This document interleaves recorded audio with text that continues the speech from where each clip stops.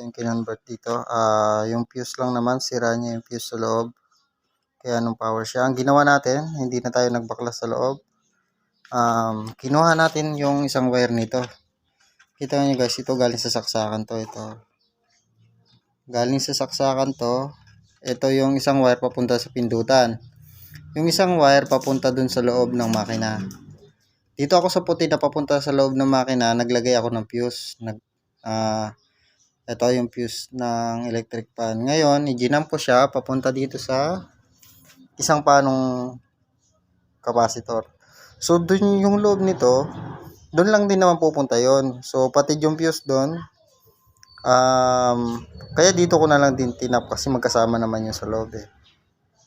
Yan. At saka, ito binalitan ko rin to. Nung dito ko nilagay sa kabila ito, pabaliktad yung ikot niya, pag ganun.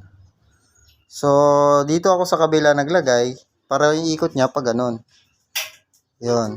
Ngayon, okay na siya. Kaya, ngayon, ang nito, performance nito, okay na siya. Saksak natin.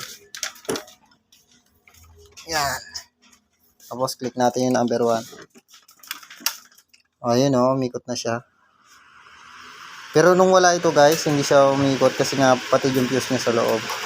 So ang ginawa ko, nilabas ko na lang yung fuse sa labas para hindi na hirap baklasin to.